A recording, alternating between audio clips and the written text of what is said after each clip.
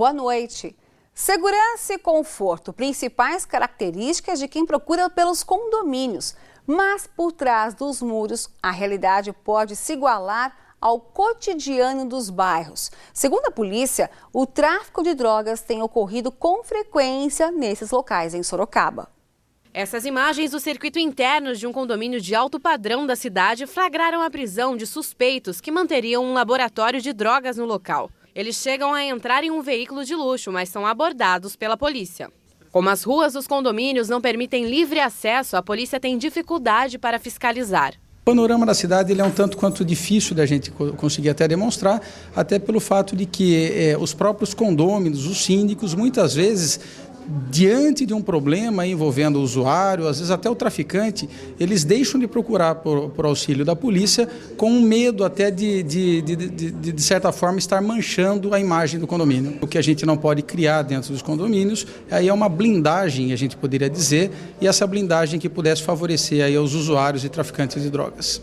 Eduardo é síndico há 1 ano e meio e para tentar inibir atividades ilegais no condomínio em que mora, além de portaria e câmeras, os moradores também contam com vigias que fazem ronda nas ruas. Dentro do condomínio você tem uma segurança melhor e você contata uma empresa que te dá um apoio, tanto em rondas que elas fazem todo dia dentro do condomínio, você tem um apoio externo. Segundo o Sindicato de Habitação de Sorocaba, o ideal é que os síndicos e moradores se atentem para o assunto. Por isso foi realizado na cidade uma reunião para discutir o problema. Instruindo as pessoas de como olhando, observando a droga dentro do condomínio e como vivenciando essa situação, como lidar com essa situação. Os pais têm que descer nas áreas comuns e olhar o que os seus filhos estão fazendo. É um tema que realmente se preocupa hoje, acho importante a gente saber e procurar maneiras de conter isso. Cada vez mais caminhoneiros são alvos de criminosos. Nos últimos 7 dias, uma vítima morreu em Itu. 60% das mercadorias que circulam no Brasil são transportadas por eles. A frota, segundo a Agência Nacional de Transportes Terrestres, chega a 2 milhões de caminhões. O valor mínimo de um desses veículos é de R$ 250 mil, número atrativo para os criminosos. Quem passa quase 2 meses dormindo pelas estradas do país sabe o risco que corre. Aonde a gente para é um troço sem segurança, tá entendendo? É roubo de pneu, é roubo, chega na cabina, te mete o revólver e toma o que você tem. E é assim, nós não temos assim, segurança. Com mais de 33 anos de experiência ao volante, José nunca foi vítima, mas sempre fica sabendo das histórias dos colegas. Ele contou que chegou um cara muito bem arrumado de carro pequeno, procurou, escuta, tem um posto aí mais pra frente? Tem. Então o cara pôs o revólver, ele tomou o dinheiro dele. A Polícia Militar Rodoviária afirma que a fiscalização é constante. O policiamento rodoviário, aí nós exercemos, através até com o apoio das equipes do Tático Ostensivo Rodoviário, patrulhamento nos pátios dos postos de combustíveis, evitando até para dar uma maior segurança aos usuários que lá estão pernoitando com o veículo e também para coibir outros ilícitos penais. As rodas de alumínio chamam a atenção. Muitos caminhoneiros já tiveram o veículo parado por assaltantes só por conta delas. Cada uma vale aproximadamente R$ 1.000, sem contar o pneu. Por isso, Sérgio cuida muito bem delas. Em 40 anos de estrada, foi vítima 2 vezes. O cara chegou e quebrou o vidro da porta, né? Aí embarcou já mais um e um era armado, né? Aí já funcionaram o caminhão que não tinha rastreador naquela época. Aí fizeram o retorno, aí um ficou comigo no mato. Quanto tempo o senhor ficou? Das 11 até as 5 da manhã. O estado de São Paulo tem a maior frota de veículos do país e registra também o maior índice de roubos e furtos. Metade desses delitos acontecem nas rodovias paulistas. No primeiro trimestre desse ano, foram 50 mil veículos roubados e furtados. 45% deles foram recuperados. E os criminosos inovam a cada ação. Na última semana, na rodovia Senador José Hermílio de Moraes, mais um caminhoneiro foi feito vítima. Nessa balança desativada da rodovia, pessoas jogaram pedras contra o para-brisas do veículo. O caminhoneiro armado disparou 4 vezes. A poucos quilômetros daqui, ele parou no posto da Polícia Rodoviária para contar o que aconteceu. Foi só o tempo de ele ser autuado por porte ilegal de arma e os policiais voltarem até aqui que outro caminhoneiro estava baleado e com o veículo ainda ligado. A polícia afirma que esse tipo de crime não é comum na região, mas orienta. Caso aconteça alguma coisa, dano no para-brisa ou passar sobre algum objeto na pista, que a dica fica que não pare exatamente no local. Procure circular com o veículo o máximo que conseguir, parar num posto de combustível, um posto de serviços ou no serviço de atendimento ao usuário da concessionária ou até mesmo na base da Polícia Rodoviária. Seu Osmar também foi vítima. Está com 2 meses, lá perto de Jataí, jogaram uma pedra para pegar no para-brisa, pegou no retrovisor, bateu no vidro, quebrou o vidro. Esse vidro da porta caiu no meu colo, cortou o pescoço. A sorte minha é que não quebrou o para-brisa, eu fui embora. Com o que a experiência dos 42 anos de estrada lhe deram, ele sabe o que fazer para tentar seguir viagem em segurança. Nunca parar na estrada. Sempre tem que ter precaução, né? Porque senão pode parar no lugar errado e se dá mal, né? Um homem foi preso com explosivos no bairro Itapuã, em Sorocaba. De acordo com a polícia militar, 4 bananas de dinamite de aproximadamente 80 centímetros cada foram encontradas na casa do suspeito. O GAT, Grupo de Ações Táticas Especiais da PM, foi acionado e o material foi apreendido. O homem, que tinha passagem pela polícia, foi detido e encaminhado ao CDP de Sorocaba. Foi negado pela Justiça o pedido de liberdade provisória do ex-prefeito de Mairinque. A decisão saiu no fim dessa tarde e o ex-prefeito Denis Venere vai continuar preso. Os advogados vão entrar amanhã com outro pedido de habeas corpus. Denis é suspeito de integrar uma quadrilha que praticava fraudes em licitações. 11 dias depois das explosões a caixas eletrônicos, os dois bancos de alumínio, o atendimento ainda está normalizado. Com caixas destruídos, a consequência são filas na lotérica da cidade. E não há pessoa que não esteja revoltada com a situação. É meio complicado. A gente tem pressa para sacar, né? Tem que usar o dinheiro. A lotérica não funciona para você? Não funciona nessas condições, né? Tem dia aqui que forma uma fila que é absurdo também, né? Uma fila enorme aqui, né? Eu acho que os governantes deviam olhar mais para isso. Os bancos Santander e Bradesco tiveram 9 caixas explodidos no último dia 9. Uma testemunha chegou a gravar a ação dos criminosos. Segundo a polícia, os suspeitos deixaram R$70 mil espalhados pelo chão, além de 2 bananas de dinamite. O atendimento no Santander está funcionando parcialmente, com 2 caixas. No Bradesco, a agência foi transferida para o andar de cima do prédio, mas sem nenhum caixa eletrônico. Porém, parte da população ainda não sabe que as agências voltaram a funcionar parcialmente. Celso é um deles. O correntista precisa viajar 10 quilômetros até a cidade vizinha para movimentar o dinheiro. Agora, dia 20, eu vou precisar receber o salário, né? No caso, eu vou ter que estar indo lá em Mairinque, porque como aqui ocorreu a explosão, né, vai ser mais dificuldade para mim, porque eu vou estar gastando do meu bolso, né, para estar retirando, né, o meu pagamento. A situação encontrada pela população em alumínio lembra muito os problemas no atendimento bancário aqui em Iperó. O problema na cidade começou em fevereiro, quando o primeiro caixa eletrônico explodido foi o do Bradesco. Em menos de um mês, bandidos explodiram outros 7 caixas dos bancos Santander e Brasil. 2 já voltaram a funcionar, mas o Banco do Brasil se tornou uma novela sem fim.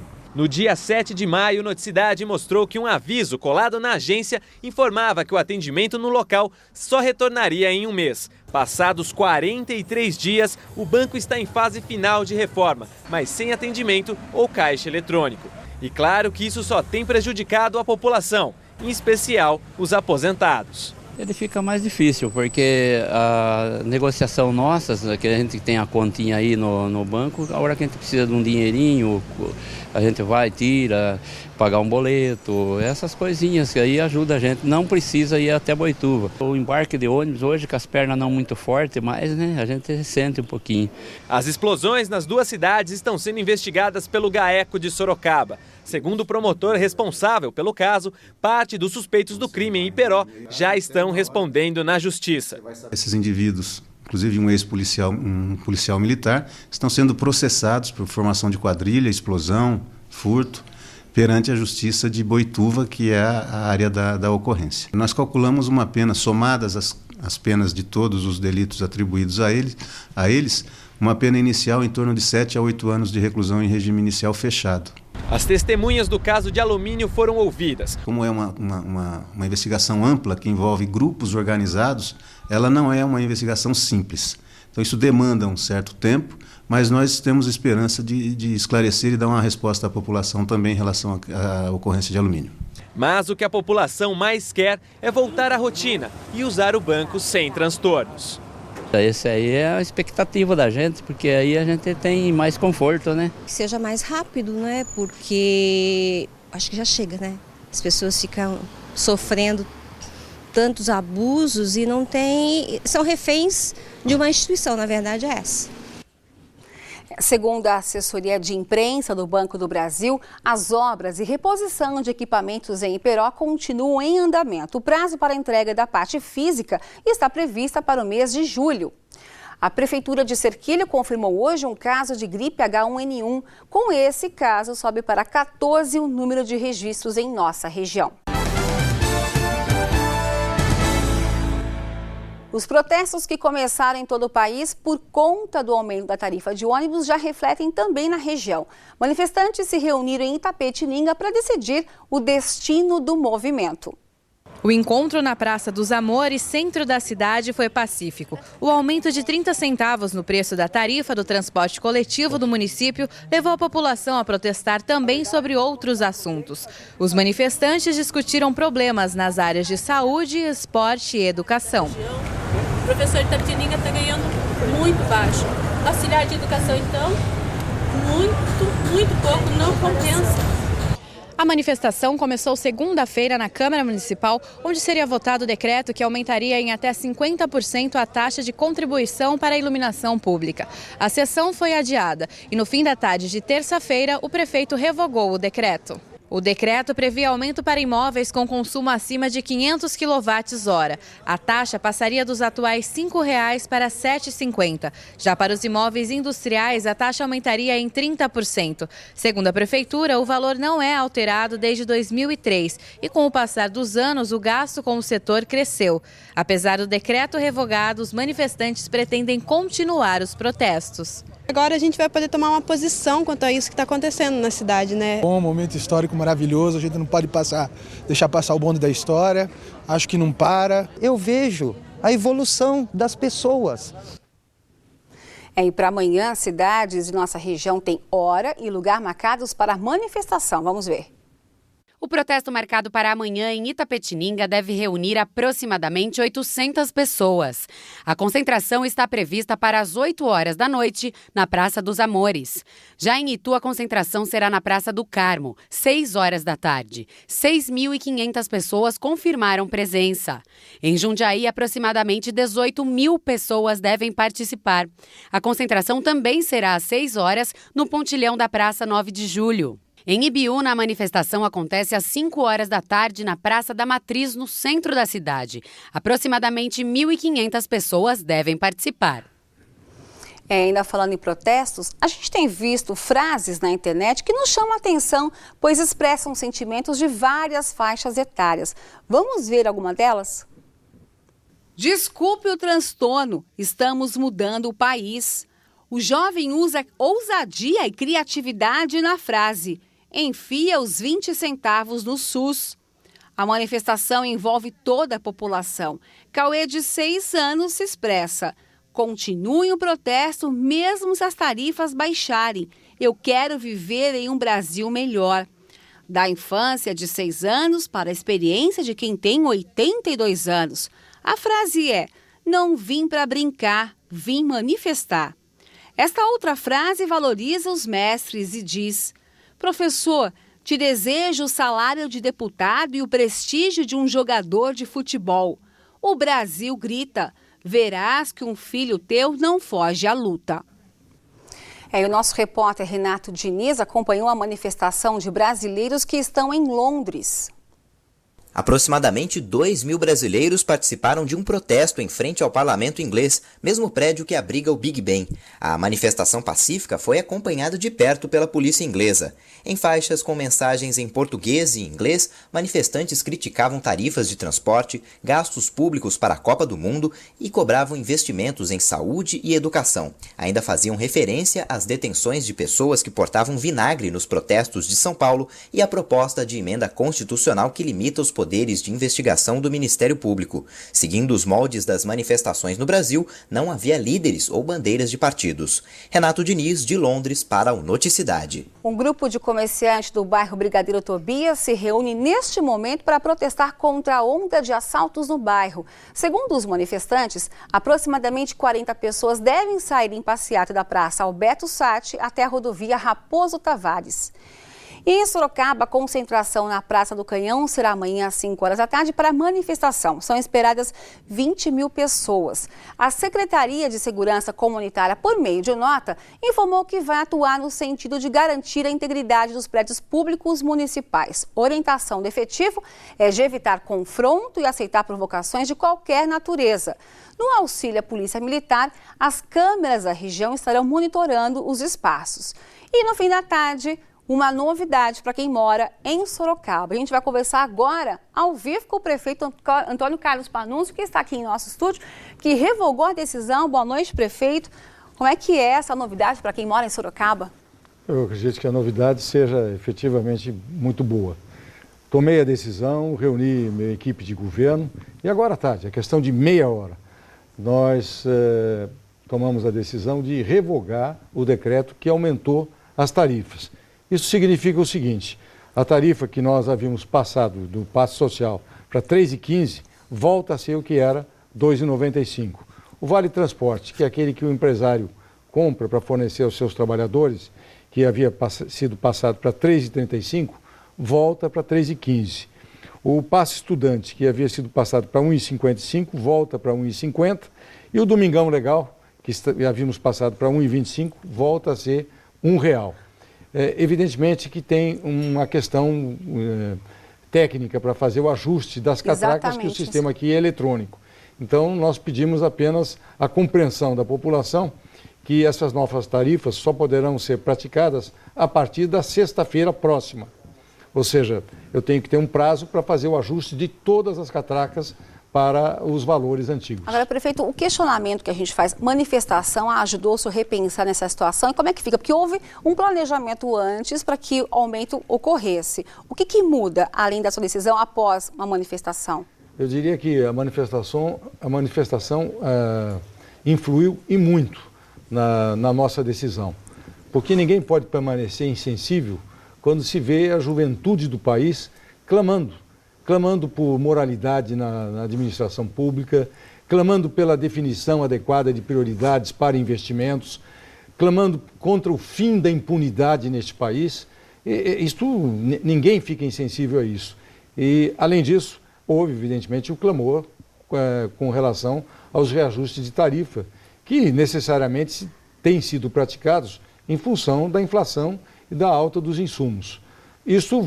Essa medida aqui vai nos obrigar a aumentar o subsídio que o Poder Público Municipal já vinha dando ao transporte coletivo.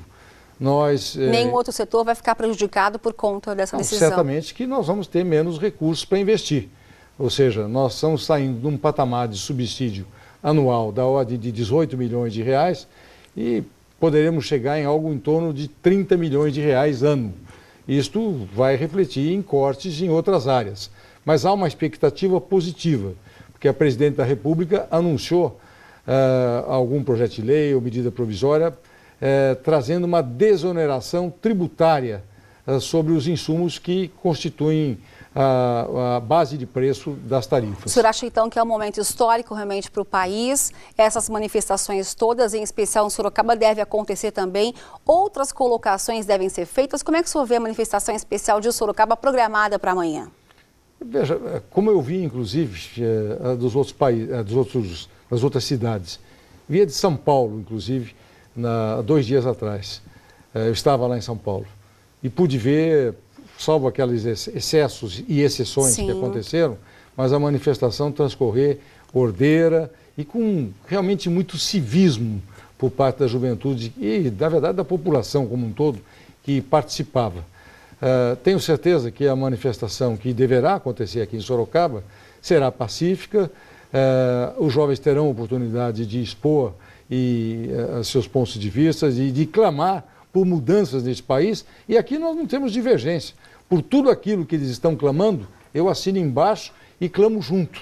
A prefeitura vai estar aberta mesmo no período da noite para receber caso eles façam um trajeto até a prefeitura? Veja, a prefeitura encerra o seu expediente normalmente às 5 horas da tarde. O prefeito nunca sai antes de 8 horas da noite. Então, o senhor vai estar lá? Eu estarei aqui, se eles entenderem de constituir uma representação para falar com o prefeito. O senhor apoia, então, manifestações? Aliás, eu quero dizer que nestes dias, ontem e hoje, eu recebi muitos representantes da juventude, estudantes aqui de Sorocaba, que foram conversar conosco. Muito obrigada pela participação e pela boa notícia a quem mora em Sorocaba. Eu fico muito feliz e agradeço a vocês pela oportunidade que me dão de trazer essa informação em primeiríssima hora aqui para a nossa gente. Muito obrigada, prefeito. O Noite Cidade termina aqui. Assista agora ao SBT Brasil e amanhã cedinho às 7 horas, Noite Cidade, manhã com Fernando Matos. Tenha uma excelente noite.